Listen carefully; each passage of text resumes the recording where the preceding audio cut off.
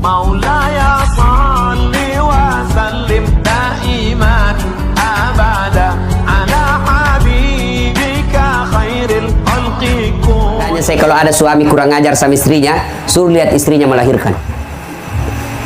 Kalau dulu itu kan tidak boleh perempuan laki-laki masuk ruang melahirkan. Kalau sekarang alhamdulillah kasih izin. Saya waktu melahirkan mamanya cek, kan setengah mati. Udur, tidak bisa. Kata dokter, tidak bisa dia Ustaz. Saya, bagaimana caranya ini supaya bisa keluar? Dipakum. Apa itu dipakum? Disedot. Wih, bisa dongo anakku ini kalau otaknya disedot. Saya bilang, sudah, mundur ki dok. Saya ngurus ki. Nah bilang, bukan mau pengajian ini Ustaz. Saya mundur ki, saya urusin istriku. Betul Pak, ini. Akhirnya saya salat hajat 2 rakaat. Saya salat hajat dulu 2 rakaat. Lalu saya selawat sebanyak-banyaknya. Lalu saya dorong. Keluar. Sejak itu, saya bilang kalau memang ada laki-laki yang tidak tahu harga istrinya, lihat itu istri melahirkan. Pilihannya hanya 2, setengah mati atau mati. Dan berapa banyak ibu-ibu wafat melahirkan anaknya. Dan dia tersenyum melahirkan anaknya setelah wafat. Wafat setelah melahirkan, dia senyum. Berhasil mengeluarkan anaknya untuk melanjutkan masa depan hidupnya. Yang ketiga, kenapa ibu disebut 3 kali? Yang tidak dimiliki laki-laki apa? Menyusui. Ibu masih ingat waktu menyusui? Apalagi kalau sudah mulai tumbuh giginya. Mutuakan hak. Coba. Ibu-ibu membayangkan diri sendiri. Mana ada begitu dia gigi, kau tampil. Hei, kau gigi saya. Tidak, dia bujuk. Lepas kau nak.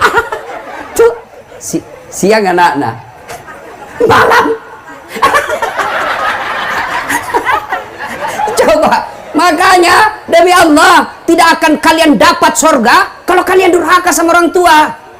Bahkan Nabi jelaskan jangankan masuk surga, baunya surga kau tidak dapat. Padahal baunya surga kita bisa cium 70 tahun perjalanan. Coba.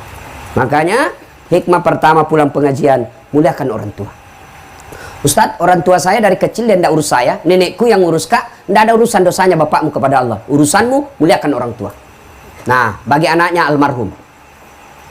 Almarhum ini yang sudah meninggal. Bagaimana cara berbuat baik Ustadz? Bapak saya sudah meninggal. 1, doakan.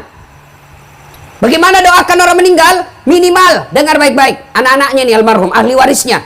Doa tidak harus bahasa Arab. Doa tidak harus yang ada dalam Quran dan Sunnah yang dalam buku-buku doa. Tidak. Apa yang kita doakan orang yang sudah meninggal? Ya Allah, ampuni dosa orang tuaku. Itu yang pertama. 2, terima amal ibadahnya. Ada amal tidak diterima? Ada. Amal apa? Amal pilkada. Bagi-bagi jilbab, bagi-bagi sarung, bagi baju-baju seragam, karena mau dicoblos. Demi Allah tidak ada pahalanya di akhirat. Ya Allah, mana pahalaku? Saya bagi-bagi sembako, habis uangku 2 miliar. Nabi bilang malaikat, bohong tuh. Dia itu bagi-bagi sembako karena mau dicoblos. Maka, ya Allah, mana pahalaku? Saya umrahkan orang 50 ketika pilkada. Bohong, dia mau dicoblos. Allah kata, sudah, kan sudah mau dicoblos. Tidak ada pahalamu sekarang. Maka kalau ada kelakuan begitu orang almarhum, kita doakan. Ya Allah, terima amal ibadahnya. Yang ketiga, lapangkan alam kuburnya. Ampuni dosanya. Terima amal ibadahnya. Lipat gandakan segala kebaikannya. Lapangkan alam kuburnya. Jadikan kuburnya menjadi taman-taman surga. Lebih mulia lagi kalau kita tutup. Allahumma ghafirli wali walidayya warhamhuma kama rabbayani saghira. Tapi sayang 1000 sayang, banyak orang baca doa ini, tapi Pak Imam nasuruh. Kan banyak orang tidak tahu bahasa Arab. Selesai lebaran, pergilah ziarah kubur. Pak Imam tidak tahu bahasa Arab, Pak Doja tidak tahu bahasa Arab, dia juga tidak tahu bahasa Arab. Ibu-ibu gaul, bajunya hitam, roknya hitam, kacamatanya hitam, payungnya hitam, pergi ziarah kubur. Oh, doakan mamaku. Duduk mak ibu, sama-sama mi duduk. Nah baca mi di doa ini Pak Imam. Allahumma ghafirli, nah bilang ini ibu amin. Amin. Wali walidayya, amin. Warhamhuma kama rabbayani saghira, amin. Dalam hatiku, kasihannya ini ibu, dia kira mamanya didoakan, padahal mamanya Pak Imam nak doakan. Apa artinya itu tadi? Allahumma ghafirli, ya Allah ampuni dosaku. Siapaku? Ya Pak Imam. Di belakang kita, amin. Wali walidayya, kedua orang tuaku. Orang tuanya Pak Imam. Sudah dikasih pisang, dikasih amplop, suruh naik doa ke mama, tak mamanya nak doakan. Coba ini yang banyak. Maka berdoa tidak harus pakai bahasa Arab. Selesai sholat Bapak Ibu, ini anak-anaknya almarhum. Selesai sholat, baca doa. Sampaikan minimal Al-Fatihah. Bagaimana caranya? Ila hadratin Nabi Mustafa Muhammad sallallahu alaihi wasallam summa hususil ruhil almarhum Haji Muallim Pabinru. Al-Fatihah. Baca Al-Fatihah. Sudah itu, ya Allah, ampuni dosa orang tuaku, terima amalnya, lipat gandakan segala kebaikannya, lapangkan alam kuburnya, lalu tutup dengan doa Allahumma ghafirli wali walidayya warhamhuma kama rabbayani shaghira. Amin ya rabbal alamin. Ustaz, kenapa orang kalau doa sudah begini selesai begini? Ah, itu tambah-tambah gitu. Boleh juga tidak begini, boleh.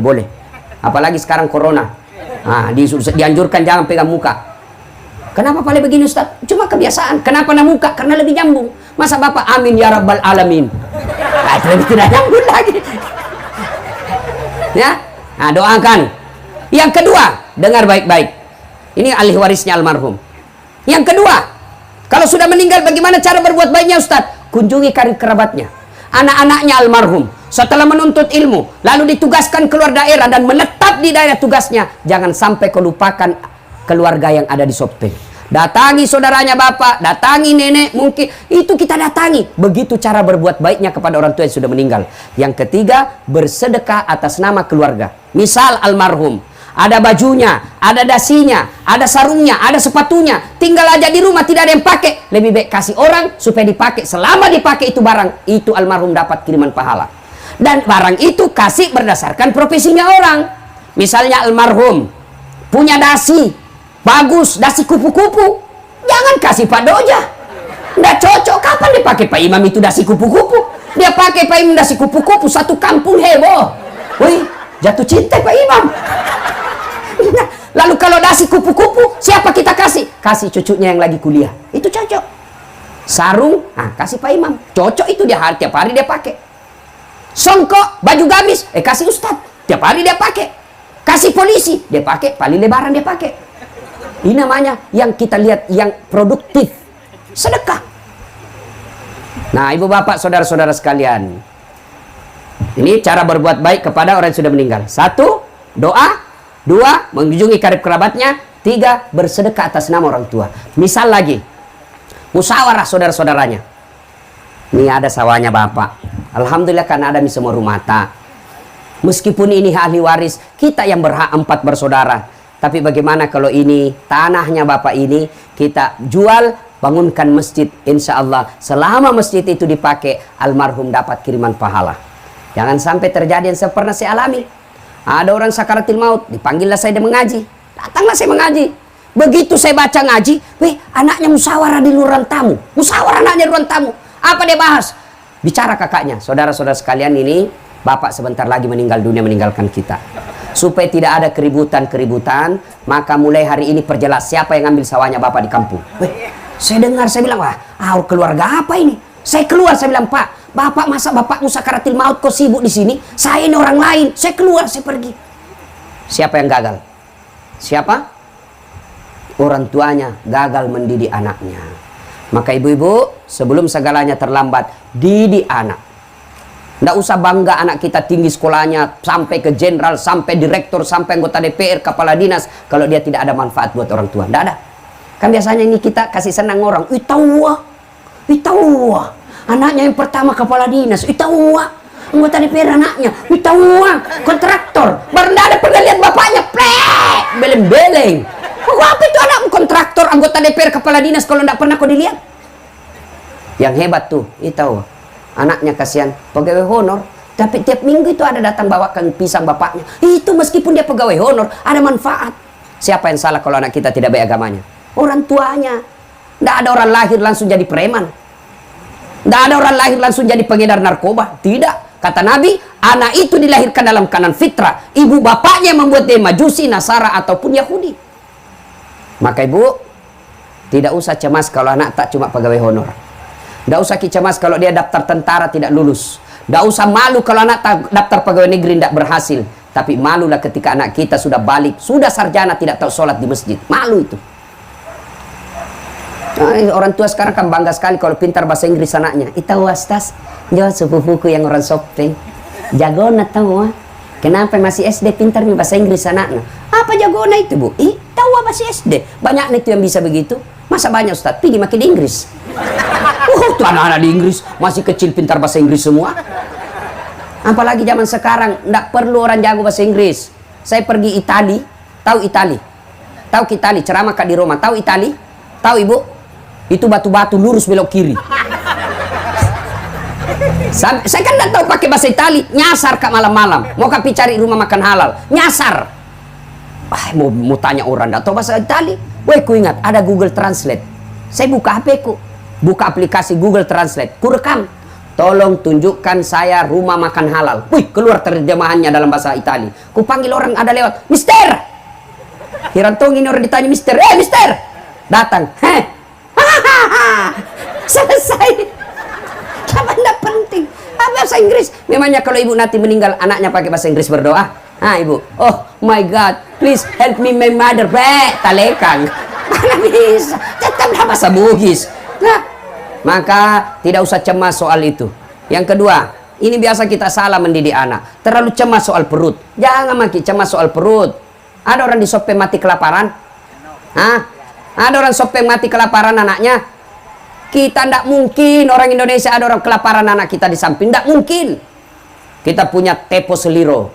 Kita punya tenggang rasa. Kita punya orang Bugis pace, siri. Malu kita kalau tetangga kita kelaparan. Tidak ada. Tapi yang mati gara-gara narkoba anaknya banyak, bahkan bisa jadi puluhan. Mati karena tawuran banyak. Itu berarti bukan soal perut yang ibu cemaskan, tapi apa? Mendidik anak. Ibu-ibu, Bu, tahu cicak? Tahu cicak? Apa nama itu cicak?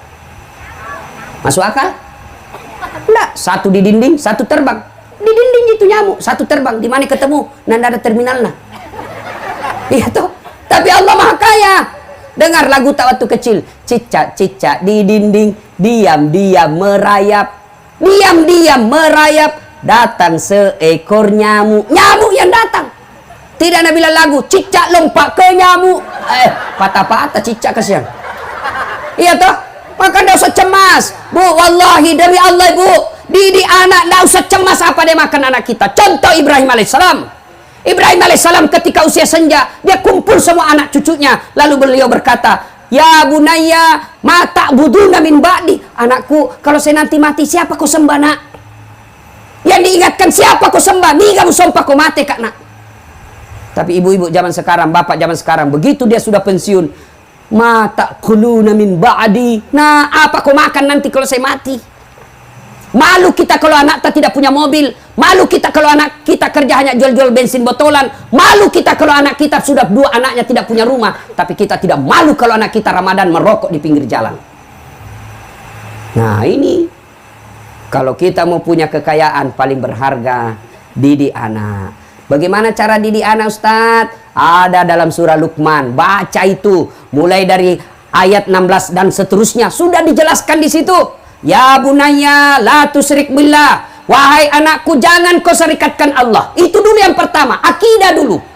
Ibu-ibu nih yang punya anak kecil, masih kecil, ajarkan akidah kepada anak kita. Nah, Allah itu satu. Lam yalid wa lam yulad.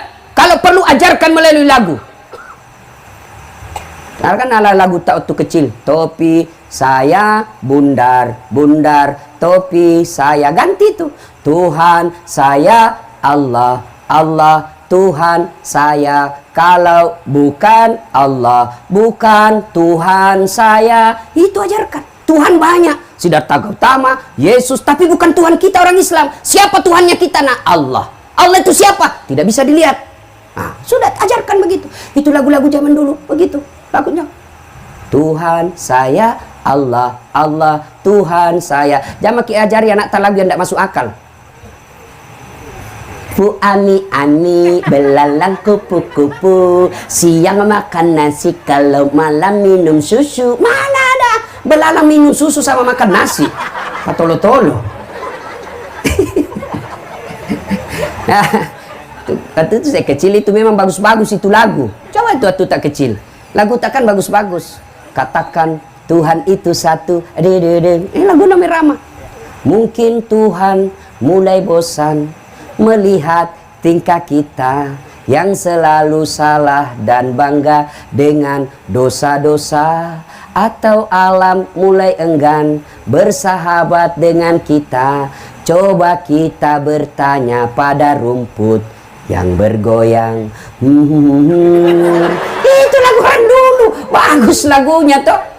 Sekarang lagunya anak-anak kita apa? Pulang-pulangku berbadan dua. Matampu li sudah cilaka.